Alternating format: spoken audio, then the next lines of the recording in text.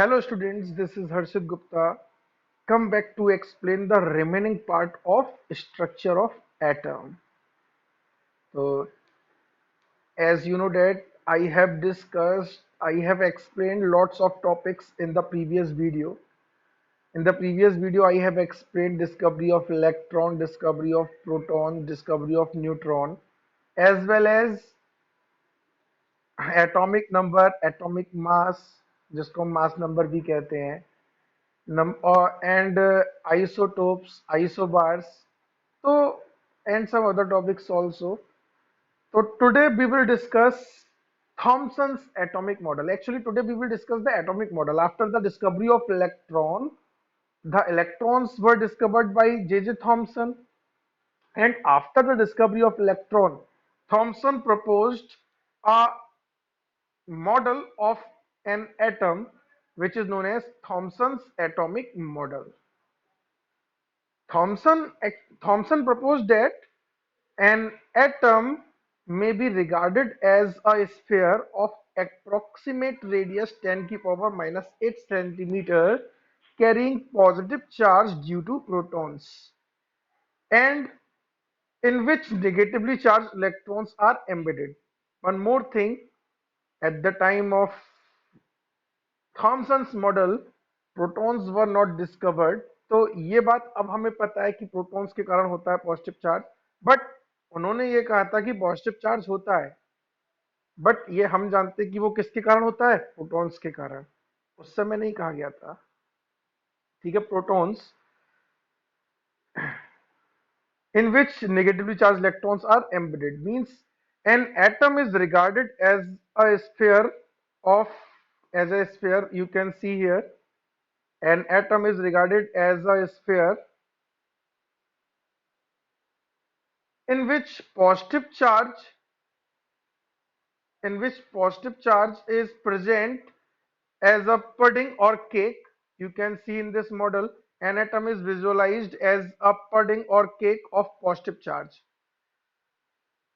and electrons are embedded into it.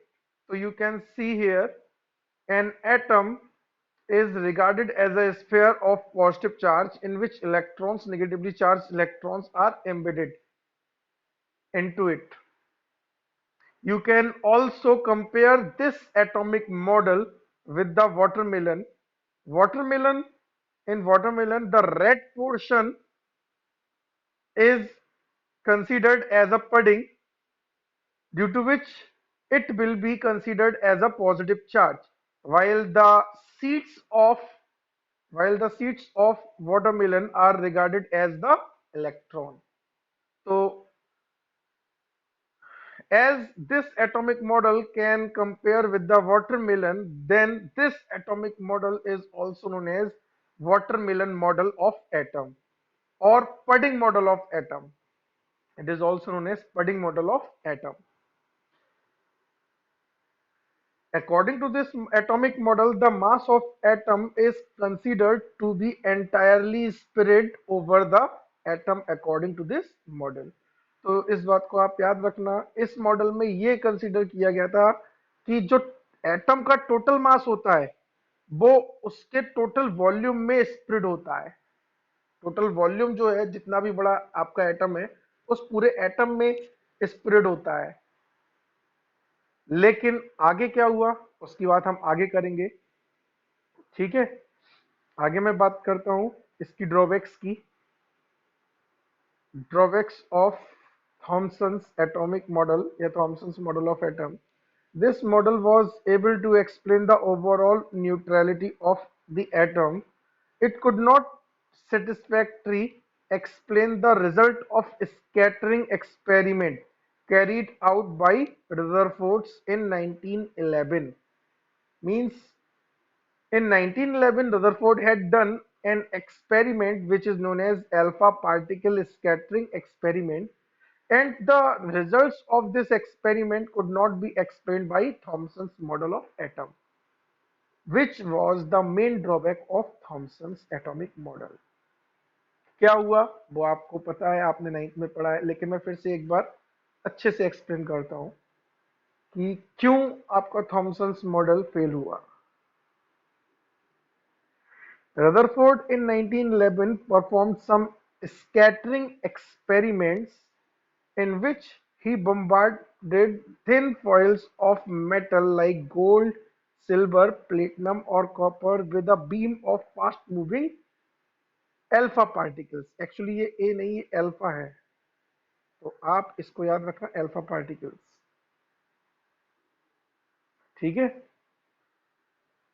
Alpha particles. तो अब जब अल्फा पार्टिकल्स की बात हो रही है तो हम यहाँ पे अल्फा पार्टिकल्स की बात कर ही ले रहे हैं कि अल्फा पार्टिकल्स आखिर होते क्या है. You know that the atomic number of helium is 2 and atomic mass of helium is 4. The atomic number of helium is 2, it means that it has 2 protons, it has 2 electrons, and it has 4 minus 2 means 2 neutrons. As you know that number of neutrons is equals to mass number minus atomic number. So number of neutrons will be 2. But alpha particle, when helium loses its 2 electrons, then He plus 2 will form. If it will lose 2 electrons, then He plus 2 will form, and He plus 2 means this ion contain 2 protons. This particle contain 2 protons because it loses only electrons. It loses only electrons. Then this particle contain 2 protons, 2 neutrons, but it could not contain any electron after losing the electron. So if helium atom will lose 2 electron, then helium plus 2 ion is formed, which is regarded as the alpha particle. Means alpha particles contain plus 2 charge, they contain 2 protons, and they contain 2 neutrons.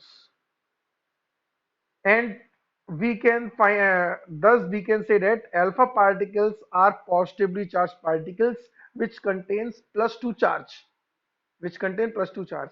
And when a beam of fast moving alpha particles are collide with the thin foil of metal like gold, silver, platinum, and copper, so actually the main result is obtained from the gold foil. Gold foil क्यों use की जाती है? क्योंकि इसकी सबसे ज्यादा thinnest seat बनाई जा सकती है.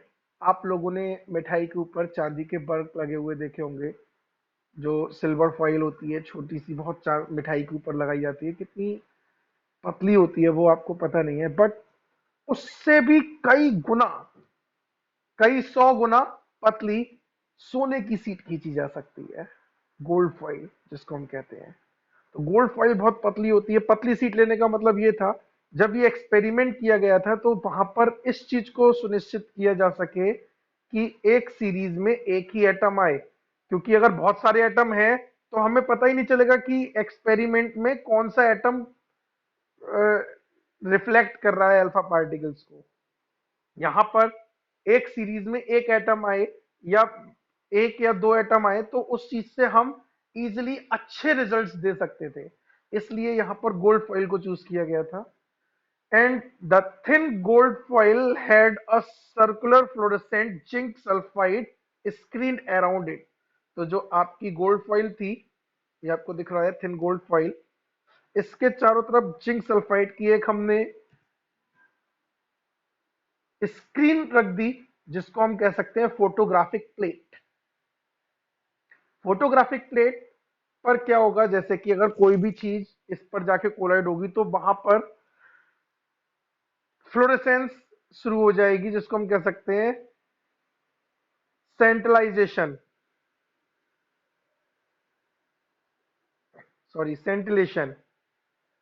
सेंटिलेशन का मतलब होता है एकदम जगमगाना, चमक उत्पन्न होना. ठीक है, इस चीज को आप याद रखना. तो जब यहाँ पर जिंक सल्फाइड की हमने स्क्रीन ली इसके चारों तरफ, when alpha particle struck the screen, a tiny flash of light was produced at that point. तो जैसे ही अल्फा पार्टिकल इस स्क्रीन पर टकरा था तो वहां पर एक हल्की सी फ्लैश लाइट प्रोड्यूस होती, जिससे हमें पता चल जाता कि हाँ यहाँ पर एक अल्फा पार्टिकल टकराया है, कोलाइड हुआ है। जब एक अल्फा पार्टिकल सोर्स, जैसे यहाँ पर रेडियम को यूज किया गया है, radium is a radioactive element, and radioactive elements are those elements which have ability to lose alpha beta gamma particles. Some elements are nature loses alpha beta gamma particles uh, by their self, and such type of elements are known as radioactive elements. So radium is a radioactive element. When radium is used to emit the alpha particles, which can be passed through a slit, means हमको यहाँ पर क्या करना था, alpha particles ये हर direction में जा सकता था, कहीं भी इधर इधर इधर इधर, तो हमने इसको एक मोनोक्रोमेटिक बीम में कन्वर्ट कर दिया जो सिर्फ एक डायरेक्शन में चले, मोनोक्रोमेटिक बीम. अब इस मोनोक्रोमेटिक बीम को जब हमने गोल्ड फॉइल पर कोलाइड कराया, स्ट्रक कराया, तो उसके बाद हमने क्या देखा कि मैक्सिमम अल्फा पार्टिकल्स जो थे वो इस गोल्ड फॉइल को पार करके सीधे चले गए, और सीधे चलेगा तो बिल्कुल सामने टकराया. तो आपको दिख रहा होगा यहाँ पर, जब हम यहाँ से सीधे जा रहे हैं तो सीधे जाके ये आए, और ये आपके मैक्सिमम अल्फा पार्टिकल्स यहीं पर थे. जब मैक्सिमम अल्फा पार्टिकल्स इसको पार कर गए तो यहाँ पर हमने एक रिजल्ट निकाला, the maximum portion of an atom is hollow. क्योंकि अगर अल्फा पार्टिकल किसी चीज से टकराते तो पार सामने नहीं पहुंचते, तो इसका मतलब है the maximum portion of an atom is hollow.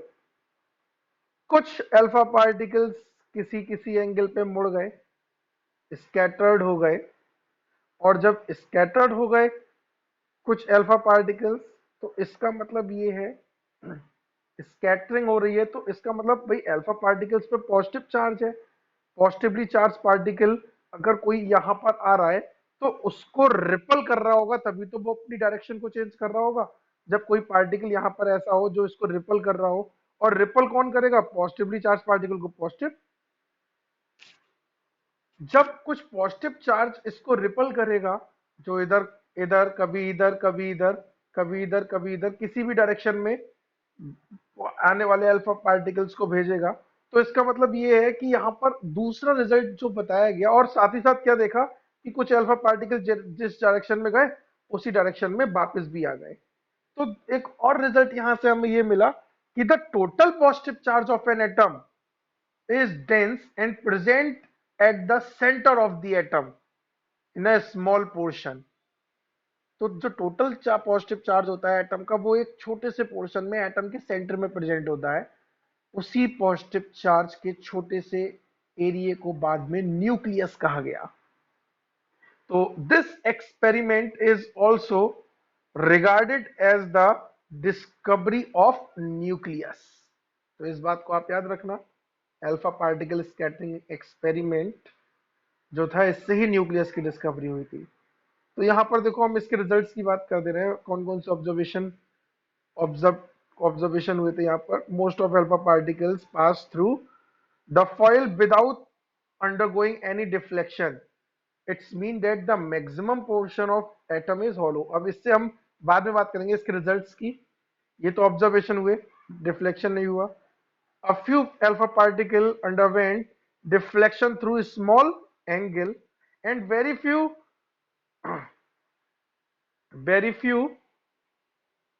more, ये मेरे नहीं है, ये more होगा, ठीक है बेटा. very few more deflection back, that is through an angle of nearly 180 degree. Means some alpha particles are deflected back through an angle nearly 180 degree. अब अगर हमें ये ऑब्जर्वेशन मिली तो इससे क्या रिजल्ट कंक्लूड क्या किया हमने, कंक्लूजन क्या दिए, तो from these observation Rutherford drew the following conclusions. Since most of the alpha particle pass through the foil without undergoing any deflection, it's mean that there must be sufficient empty space within the atom, means the maximum portion of atom is hollow. We can say that the maximum portion of atom is hollow. Second, a small fraction of alpha particle was deflected by a small angle. The positive charge has to be concentrated in a very small volume that repel and deflected a few positively charged alpha particles. This is very small portion of the atom which was called nucleus. तो ये सारी चीज मैंने अभी आपको बताई जब बहुत से एटम यहाँ से पार नहीं जा रहे हैं। जैसे अगर मैं यहाँ पर एक बात करूँ, हमारे पास पॉजिटिव चार्ज ये है, एक एटम है। अब यहाँ से कोई अल्फा पार्टिकल गया तो वो सीधे चला जाएगा, लेकिन अगर कोई अल्फा पार्टिकल इस पॉजिटिव चार्ज के पास आएगा तो वो यहाँ से डिफ्लेक्ट कर देगा पॉजिटिव चार्ज, किसी भी एंगल पे डिफ्लेक्ट कर सकता है। और अगर कोई बिल्कुल सामने से आके टकराएगा तो वो वापस हो जाएगा। तो इसका मतलब ये है कि जो टोटल पॉजिटिव चार्ज है वो एक छोटे से पोर्शन में होता है, डेंस है, स्मॉल पोर्शन है। इस स्मॉल पोर्शन को ही हमने क्या कहा बाद में, nucleus. The very small portion of the atom was called nucleus. Third point, the total volume of nucleus is very small as compared to the total volume of atom. जो nucleus का total volume होता है वो total atom के volume से बहुत कम, हम उसको नेग्लिजिबली स्मॉल कह सकते हैं। ठीक है, तो ये बात हुई कंक्लूजन्स की।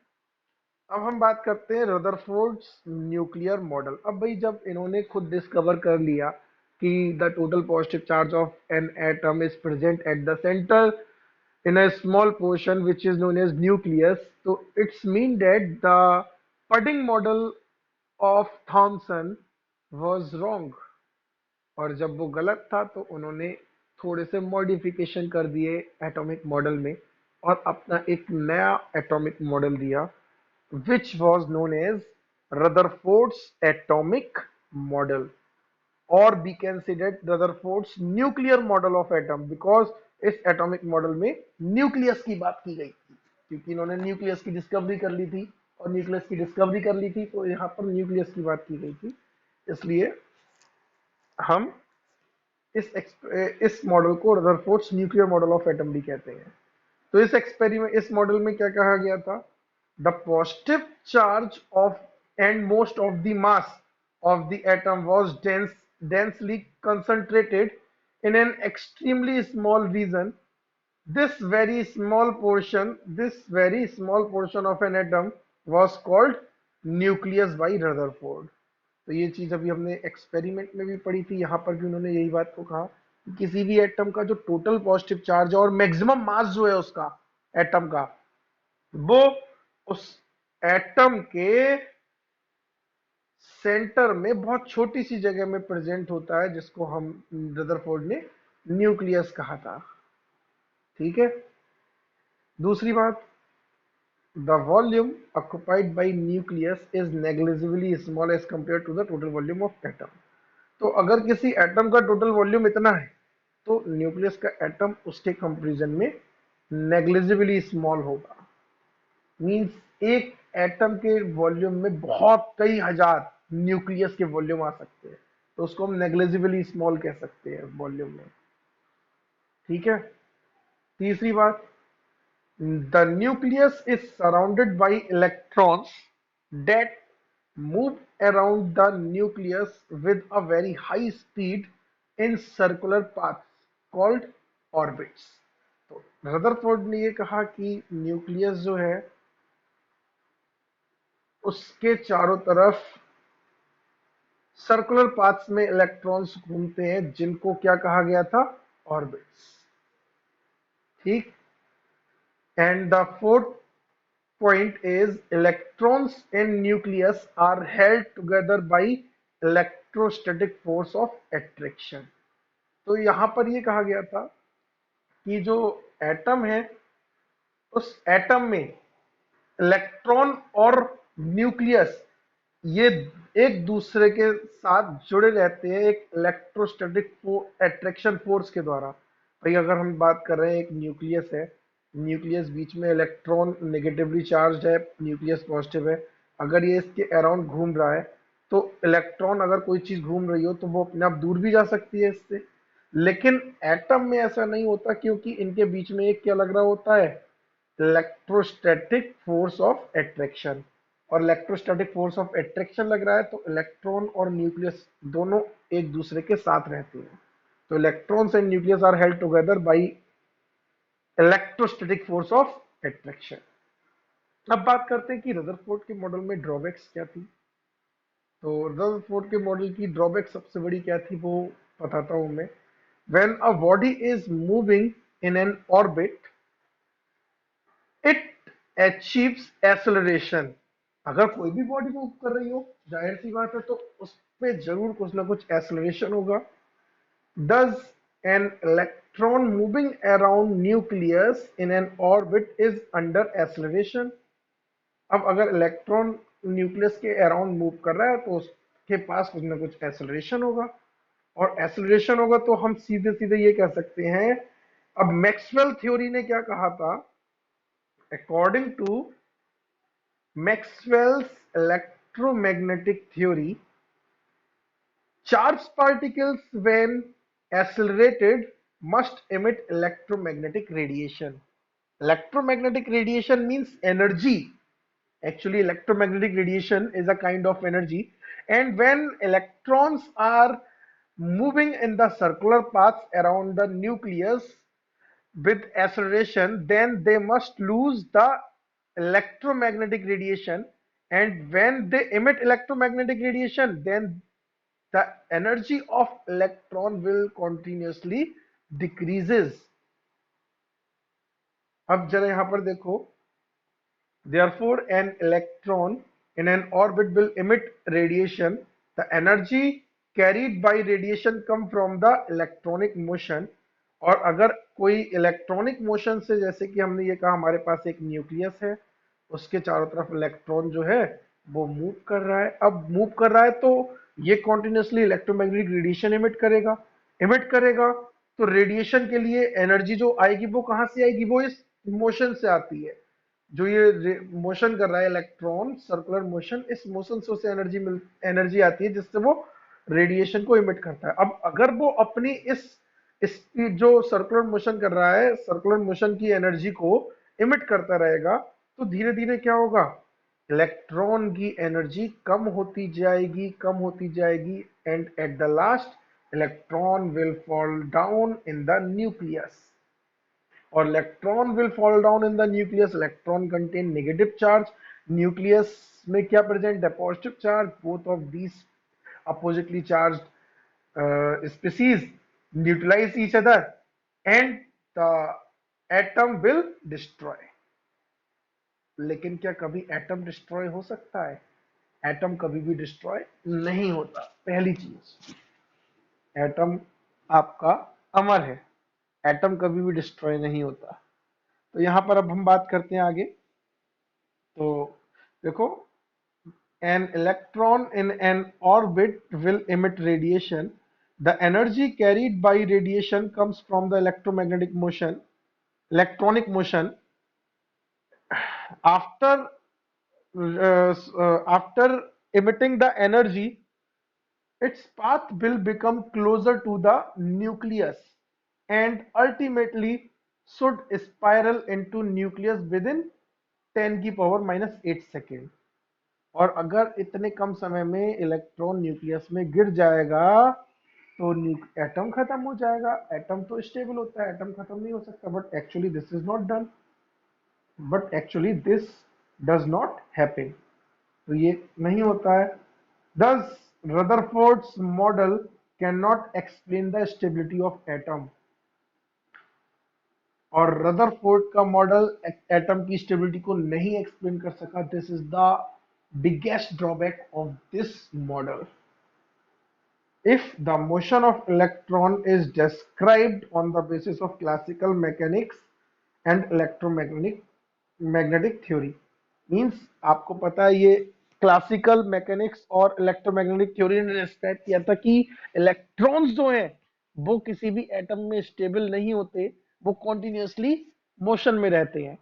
और अगर ऐसा होता है तो रदरफोर्ड मॉडल किसी भी एटम में किसी भी एटम की स्टेबिलिटी को एक्सप्लेन नहीं कर सका। तो ये सबसे बड़ी ड्रॉबैक थी रदरफोर्ड्स मॉडल की। आगे हम बात करते हैं, Rutherford's model does not give any idea about the distribution of electron around the nucleus and their energies. तो ये दोनों कमियां थी रदरफोर्ड्स मॉडल की। अब इसके साथ साथ बहुत सारी और भी चीजें डेवलप हो रही थी उस समय पे, बहुत सारी चीजों की डिस्कवरी चल रही थी, बहुत सारे एक्सपेरिमेंट साथ साथ किए जा रहे थे, और बहुत सारी चीजें जब हो रही थी तो बोहर्स एटॉमिक मॉडल आया। बट उससे पहले बहुत सारे डेवलपमेंट्स हुए, तो हम उनकी भी बात कर दे रहे हैं जिनके कारण बोहर्स एटॉमिक मॉडल दिया गया था। तो developments leading to the Bohr's model of atom. तो ऐसे कौन कौन से डेवलपमेंट्स थे? Two developments played a major role in the formulation of Bohr's model of atom. These were dual character of electromagnetic radiation. Electromagnetic radiations have dual character, means dual nature, means the radiation possesses both wave-like and particle-like properties. They have the nature of wave as well as the nature of particle. Electron के case में भी ऐसा ही है। Electron is also considered as a wave as well as a particle. Electron also has dual nature, and the dual nature of electron was explained by de Broglie. After the explanation of dual nature of electron, de Broglie derived an equation which is known as de Broglie equation. तो इस चीज को भी मैं आगे explain करूंगा। अभी हम पहले यहाँ पर आगे की बात कर रहे हैं, धीरे धीरे करके हम बहुत सारी चीजें हैं इसमें सब चीज डिस्कस कर लेंगे।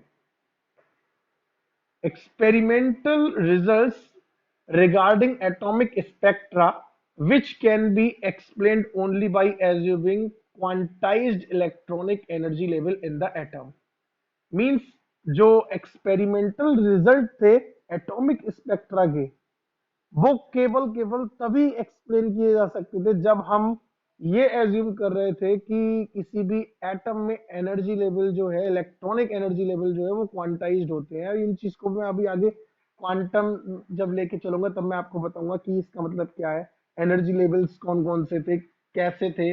एनर्जी लेवल्स क्या है ये आपको पता है, लेकिन उनके अंदर भी बहुत सारे एनर्जी लेवल्स होते हैं, मैं आपको बताऊंगा। एनर्जी लेवल्स तो आप ऐसे ही बता सकते हो अगर हम कोई भी चीजें कंसीडर करें जिनमें मतलब अगर हम किसी एक एटम की बात करें तो उसके जो ऑर्बिट्स है इनको भी एनर्जी लेवल्स कह सकते हैं। ये पहला एनर्जी लेवल, ये दूसरा, ये तीसरा, क्योंकि इन सभी ऑर्बिट्स की एनर्जीज अलग अलग थी। क्योंकि इलेक्ट्रॉन, मैं यहाँ पर आपको एक बहुत बड़ी बात बता रहा हूँ, बहुत इंपॉर्टेंट, किसी भी एटम में न्यूक्लियस सेंटर में है, इलेक्ट्रॉन उसके चारों तरफ मूव कर रहा है, तो इलेक्ट्रॉन की एनर्जी न्यूक्लियस से उस इलेक्ट्रॉन की डिस्टेंस पर डिपेंड करती है।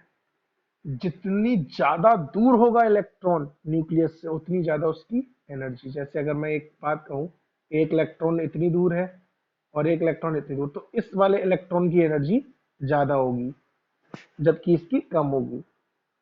और अगर इलेक्ट्रॉन और पास आ जाएगा न्यूक्लियस के तो उसकी एनर्जी और कम हो जाएगी। तो जितना the energy of an electron depends upon the distance of electron from the nucleus. As the distance increases the energy of electron will also increase. तो इस बात को आप याद रखना, जो चीज मैंने अभी आपको बताई। आगे हम देखते हैं नेचर ऑफ इलेक्ट्रोमैग्नेटिक रेडिएशन। तो इलेक्ट्रोमैग्नेटिक वेव थ्योरी भी हम इसको कह सकते हैं, इलेक्ट्रोमैग्नेटिक रेडिएशन के बिहाफ पर जो दी गई थी। This theory was put forward by James Clerk Maxwell. Maxwell ने ही इलेक्ट्रोमैग्नेटिक थ्योरी दी थी in 1864। The main points of this theory are as follow. कौन कौन से मेन पॉइंट्स थे, हम उन मेन पॉइंट्स की भी बात कर ले रहे हैं। देखो, the energy is emitted from any source like heated rod or the filament of bulb through which the electric current is passed।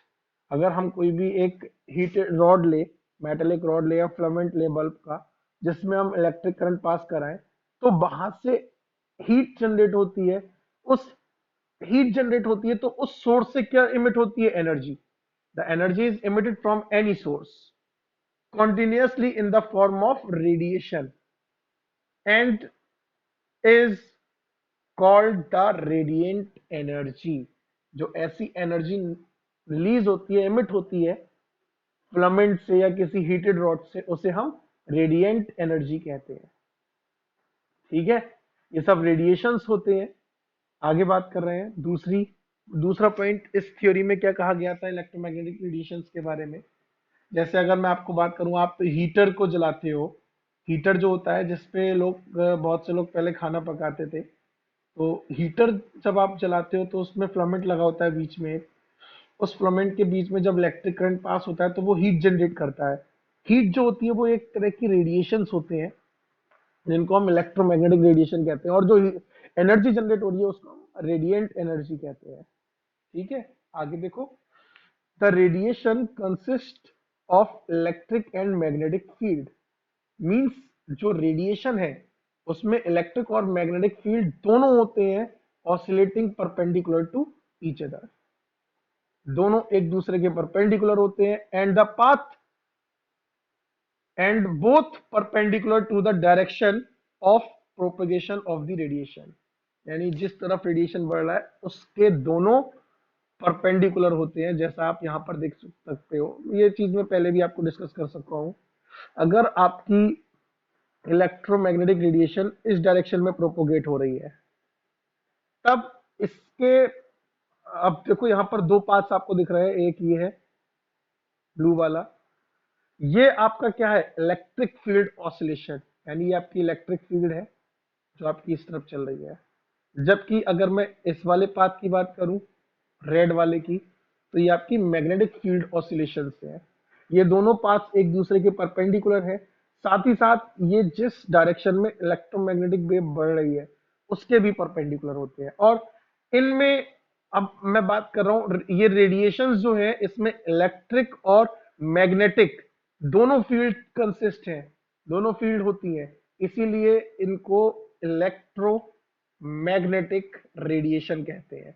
Electro means electric field, magnetic means magnetic field. इनमें electric और magnetic दोनों field होती है, इसलिए इन्हें electromagnetic radiations कहते हैं. ठीक है, थर्ड पॉइंट की बात करते हैं. The radiation possess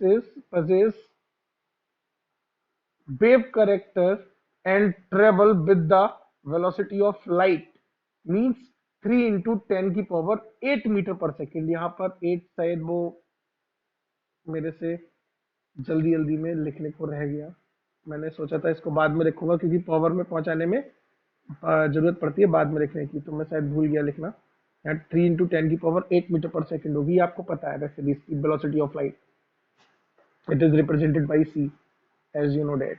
The radiation possesses wave character and travel with the velocity of light, means 3 into 10 की power 8 meter per second. These waves, next point देखो, these waves do not require any material medium for the propagation. तो ये जो electromagnetic waves होती है इन्हें किसी भी तरह के मीडियम की रिक्वायरमेंट नहीं होती है, बिना मीडियम के भी ट्रेवल कर सकती है. यही रीजन है कि सनलाइट जो है वो सन से लेके अर्थ तक आती है बिना मीडियम के. अर्थ के बाहर कोई मीडियम नहीं है, कोई एटमॉस्फेयर नहीं है, जो जहां कुछ भी नहीं होता उस एरिया को हम ईथर कहते हैं. तो हम ये मानते हैं कि पूरे वर्ल्ड में ईथर है और वो कोई मीडियम नहीं है. तो बिना मीडियम के सनलाइट जो है, जो वहां से रेडिएशन जनरेट हो रहे हैं, वो भी तो एक तरह के रेडिएशन है जो सनलाइट से हमारी अर्थ पे आ रहे हैं. तो वो रेडिएशन जब सनलाइट से अर्थ पर आ रहे हैं बिना मीडियम के, तो इस बिहाफ पर हम कह सकते हैं कि these waves do not require any material medium for propagation. इन्हें प्रोपोगेशन के लिए किसी भी मीडियम की रिक्वायरमेंट नहीं होती. ठीक है, for example rays from the sun reach us through space which is a non material medium. तो नॉन मेटीरियल मीडियम में भी ये ट्रेवल कर सकती है इलेक्ट्रोमैग्नेटिक रेडिएशन. तो ये बात रही आपकी इलेक्ट्रोमैग्नेटिक थ्योरी की. अब यहीं पे हम थोड़ी सी करेक्टरिस्टिक्स की बात कर ले रहे हैं, वेव की करेक्टरिस्टिक्स ऑफ अ वेव। कौन कौन सी चीजें होती है वेव में? आपको पता है वेव लेंथ। वेव लेंथ क्या है आपको दिख रहा है यहाँ पर। अगर हम दो मोस्ट हाईएस्ट पार्ट की बात करें, जिनको हम वेव्स में एंटी नोड्स भी कह सकते हैं, नोड और एंटी नोड। मैं आपको थोड़ा सा बता देता हूँ नोड और एंटी नोड के बारे में। वैसे नोड एंटी नोड यहाँ पर यूज नहीं कर सकते, लेकिन मैं थोड़ा सा बता दे रहा हूँ। जब कोई वेव होती है तो जो आपके ये, जहां पर ये एक्सिस, मेन एक्सिस को टच करती है, ये आपके नोड्स कहलाते हैं। ये क्या कहलाते हैं? नोड्स। और जो हाईएस्ट पॉइंट होते हैं या लोएस्ट पॉइंट होते हैं, इनको हम एंटी नोड्स कहते हैं। तो अगर हम किन्हीं भी अ, एक पूरा राउंड कंप्लीट करने में वेव जितनी भी डिस्टेंस ट्रेवल करती है, वो आपकी वेवलेंथ कहलाती है। ठीक है, तो हम वेवलेंथ की बात कर रहे हैं पहले। आप देखो wavelength. Wavelength is defined as wavelength is defined as the distance between any two consecutive crest or throat। Crest का मतलब है, फिर से मैं आपको बता दूं, इनको हम क्रेस्ट कहते हैं और इन पॉइंट्स को थ्रॉट कहते हैं, जहां पर एक्सेस कटती है। तो किन्हीं भी दो क्रेस्ट या किन्हीं भी दो थ्रॉट की अगर हम बात कर रहे हैं कॉन्सिक्यूटिव, तो इनके बीच की जो डिस्टेंस है वो वेवलेंथ कहलाती है। आप चाहे ये वाली ले लो, चाहे आप ये वाली भी कंसीडर कर सकते हो, यहां से लेके यहां तक की, ये भी आपकी वेवलेंथ ही कहलाएगी। ठीक है। दूसरी चीज, wavelength, it is represented by lambda. Oh, x हो गया। Actually it is represented by lambda. यहाँ एक्स नहीं होगा, ये लैम्डा होगा। ठीक है। It is represented by lambda and its SI unit is metre. तो generally wavelength is measured in the metre. आप लोगों को पता होगा विजिबल लाइट जो है उसकी वेवलेंथ कितनी होती है, 4000 एंगस्ट्रॉम से 8000 एंगस्ट्रॉम। और एंगस्ट्रॉम को हम मीटर में कन्वर्ट कर सकते हैं। आपको पता है 1 angstrom is equals to 10⁻⁻10 metre. तो आप इजीली एंगस्ट्रॉम को मीटर में कन्वर्ट कर सकते हो, because it is a length that therefore it is measured in the metre. दूसरी बात करते हैं फ्रीक्वेंसी की। What is frequency? Frequency of a wave is defined as the number of waves passing through a point in 1 second। मतलब एक second में कितनी waves पास हो रही हैं। अब हम वेव की बात कर रहे हैं कि एक वेव क्या होती है। जैसे कि आपको देखो यहाँ पे दिख रहा होगा, ये एक राउंड जो कर रही है पूरा, ये एक वेव कहलाएगी। क्या कहलाएगी? एक वेव। तो यहाँ पर देखो, ये वन ऑसिलेशन होगा, वन ऑसिलेशन होगा। Frequency is the number of oscillation per second. तो एक सेकंड में जितने भी ऑसिलेशन होंगे, वो आपके फ्रीक्वेंसी कहलाएगी। ठीक है, नंबर ऑफ ऑसिलेशन कह सकते हैं, नंबर ऑफ वेव्स कह सकते हैं। तो frequency of a wave is defined as the number of oscillation कह सकते हैं, oscillation number of wave passing through a point in 1 second, और we can say that the number of oscillation per second is known as frequency. It is represented by nu. Nu जो होता है वो B की तरह थोड़ा सा बनता है, new, and is expressed in hertz। Hertz is the unit of frequency where 1 hertz is equal to 1 cycle per second। ठीक है। अगर 2 hertz होता तो 2 cycle per second, 50 hertz होगा तो 50 cycle per second। Means the unit of frequency is equals to number of cycle per second. आगे बात कर रहे हैं वेलोसिटी। वेलोसिटी आपको पता है, इसकी बात मैं नहीं करूंगा यहाँ वेव के लिए। तो ये आप अपने आप से पढ़ सकते हो। Velocity of a wave is defined as the linear distance travel by the wave in 1 second। तो वही आपको पता है, velocity is equals to distance upon time. Time 1 second है, 1 सेकंड में जितनी भी डिस्टेंस ट्रेवल करेगा वो वेलोसिटी होगी। ये आपको पता है। It is represented by c और b and is expressed in centimetre per second और मीटर पर सेकंड, जिसमें भी आप डिस्टेंस ले रहे हो। Next, amplitude. एम्पलीट्यूड क्या होता है वेव का? तो amplitude of a wave is the height of the crest और डेप्थ ऑफ द थ्रॉट। तो जो मैं यहाँ पर बात कर रहा हूँ, देखो मैं दिखा सकता हूँ आपको, जो भी आपकी यहाँ से थ्रॉट से लेकर इस पॉइंट से लेकर मेन एक्सिस से लेकर जितनी भी मैक्सिमम हाइट होगी क्रस्ट की, इस डिस्टेंस को, यहाँ से यहाँ तक की जो डिस्टेंस है, इस डिस्टेंस को हम एम्पलीट्यूड कहते हैं। ठीक है, इस डिस्टेंस को हम क्या कहते हैं? Amplitude. It is represented by B और ए, कैपिटल बी और capital A, and is expressed in the unit of length, means metre में।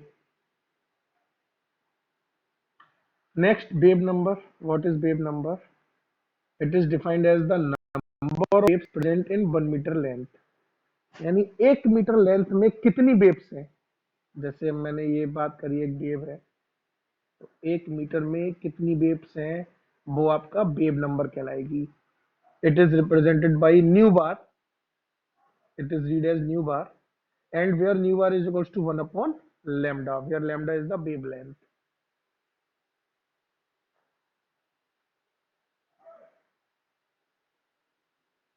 Electromagnetic spectrum. इलेक्ट्रोमैग्नेटिक स्पेक्ट्रम से पहले तो मैं आपको ये बता दूं कि स्पेक्ट्रम क्या होता है, तभी आप इलेक्ट्रोमैग्नेटिक स्पेक्ट्रम को समझ पाओगे। अब अगर हमारे पास बहुत सारे इलेक्ट्रोमैग्नेटिक रेडिएशन है, उन रेडिएशन को अगर मैं वेव लेंथ के इंक्रीजिंग ऑर्डर में अरेंज कर दूं, जैसे मेरे पास एक 20 एंगस्ट्रॉम है, एक 40 एंगस्ट्रॉम है, एक 50 है, एक 55 है, एक 70 है, इन सभी को मैंने एक सीरीज में अरेंज कर दिया, और सीरीज में अरेंज करूंगा तो हर एक के लिए अलग अलग बैंड प्राप्त होंगे। अगर वो विजिबल लाइट से होंगे तो कलर बैंड्स प्राप्त होंगे। आपको पता है विजिबल लाइट जो होती है, उसके उसमें सारे कलर आते हैं। आपके विजिबल लाइट जिसकी वेवलेंथ 4000 से 8000 एंगस्ट्रॉम के बीच होती है अप्रोक्सीमेट। तो अगर इन बैंड्स को हम एक सीरीज में अरेंज कर दें इंक्रीजिंग ऑर्डर ऑफ वेवलेंथ में, तब जो हमें एक मतलब कलर बैंड प्राप्त होगा, इस कलर बैंड को ही हम स्पेक्ट्रम कहते हैं। जैसे मैं आपको यहाँ पे दिखा रहा हूँ, अगर मैं बात करूं विजिबल वेवलेंथ आपकी जो होती है, मैंने अभी बताया था 4000 एंगस्ट्रॉम से लगभग लगभग 8000 एंगस्ट्रॉम तक होती है, 7800 एंगस्ट्रॉम तक होती है। यहाँ पर नैनोमीटर्स में चल रही है, तो वो 400 से 700 नैनोमीटर्स में आ गई। अगर ये एंगस्ट्रॉम में होती तो 4000 से 7000 हो जाता। तो अगर हम बात कर रहे हैं इस विजिबल रीजन की, विजिबल लाइट की, तो विजिबल लाइट जो है इसमें जितने भी आपका 4000 वाले का कलर होगा, 4001 वाले का होगा, 2 वाले का, तो इन सबको जब हम एक सीरीज में अरेंज करते हैं तो जो हमें ये कलर बैंड प्राप्त होता है, इस कलर बैंड, इस पूरे कलर बैंड को ही हम स्पेक्ट्रम कहेंगे। अब हमारे पास अगर सपोज डेट किसी चीज से हमें केवल इतना पोर्शन मिल रहा है, तो आपका ये पोर्शन स्पेक्ट्रम कहलाएगा। अब बात आ रही है इलेक्ट्रोमैग्नेटिक स्पेक्ट्रम क्या होता है। तो जब हम इलेक्ट्रोमैग्नेटिक रेडिएशंस को, जितने भी इलेक्ट्रोमैग्नेटिक रेडिएशन होते हैं, उनको वेवलेंथ के इंक्रीजिंग ऑर्डर में या फ्रीक्वेंसी के डिक्रीजिंग ऑर्डर में, frequency is opposite to wavelength, ठीक है, reciprocal of wavelength is known as frequency, तो यहाँ पर याद रखना। अब अगर मैं बात कर रहा हूँ इलेक्ट्रोमैग्नेटिक रेडिएशन को जब हम वेवलेंथ के इंक्रीजिंग ऑर्डर में या फ्रीक्वेंसी की डिक्रीजिंग ऑर्डर में अरेंज करते हैं, तब जो कंप्लीट स्पेक्ट्रम ऑब्टेंड होता है वो आपका इलेक्ट्रोमैग्नेटिक स्पेक्ट्रम कहलाता है। तो मैं आपको यहाँ पे बताना चाहता हूँ, जैसे यहाँ पर आपके कौन कौन से रीजन होते हैं। आपको सबसे पहले मैं विजिबल रीजन बता चुका, 4000 से 7800, या 800, हम 8000 एंगस्ट्रॉम भी मान सकते हैं, या 700 लिखा है इसको, थोड़ा और आप बढ़ा सकते हो, लगभग 7800 एंगस्ट्रॉम तक होता है विजिबल रीजन। अगर इससे हम पहले की बात करें, आप देखो ध्यान से समझते चलना बेटा, मैं आपको सब बता रहा हूँ। विजिबल की आपकी वेवलेंथ 4000 से 8000 एंगस्ट्रॉम हो गई, ठीक। इसके अगर हम नीचे जाते हैं तो आपकी आती है अल्ट्रावायलेट रीजन, यूवी का मतलब अल्ट्रावायलेट। इसकी वेवलेंथ होती है 100 से लेकर 4000 एंगस्ट्रॉम तक, अल्ट्रावायलेट की। उससे अगर हम नीचे आते हैं तो एक्स रेज, 1 एंगस्ट्रॉम से 100 एंगस्ट्रॉम तक, 1 से 100 एंगस्ट्रॉम तक अगर वेवलेंथ है तो वो एक्स रेज है। 100 से अगर हम नीचे जाते हैं तो वो आपकी गामा रेज आ जाती है। क्या आ जाती है? Gamma rays. और नीचे जाएंगे तो इससे भी नीचे आपकी कॉस्मिक रेज आ जाती है, ठीक है। इससे नीचे आपकी कॉस्मिक रेज आ जाती है। अब आगे बढ़ते हैं। इसके अगर हम इसके विजिबल रीजन के आगे जाए तो आपको अगला रीजन होता है इंफ्रारेड। इंफ्रारेड रीजन जो होता है इसकी वेवलेंथ जनरली 8000 एंगस्ट्रॉम से 2 लाख यानी 2 लाख, हम कह सकते हैं 0.2 मिलियन एंगस्ट्रॉम तक होती है। इसके बाद आपकी आईआर के बाद बीच में यहाँ पर माइक्रोवेव्स भी आती हैं। माइक्रोवेव्स, उसके बाद आपकी फाइनली रेडियो वेव्स आती है। रेडियो वेव्स जो होती है इनकी वेवलेंथ 1 मीटर से लेकर 100 मीटर तक होती है। ठीक है, 1 मीटर से 100 मीटर तक। और बीच में जो माइक्रोवेव्स हैं इनकी 1 सेंटीमीटर से 1 मीटर होती है वेवलेंथ। तो ये आपके सारे इलेक्ट्रोमैग्नेटिक रेडिएशंस हैं। जब हम इनके इन सब रेडिएशंस को इनकी वेवलेंथ के इंक्रीजिंग ऑर्डर में अरेंज करते हैं तब हमें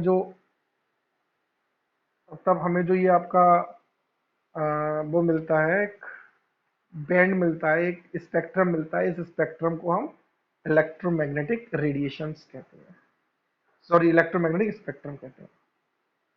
तो आई थिंक आप लोगों को सबको बहुत अच्छे से समझ में आ गया होगा। आगे की चीज़ नेक्स्ट वीडियो में डिस्कस करेंगे। तब तक के लिए थैंक यू।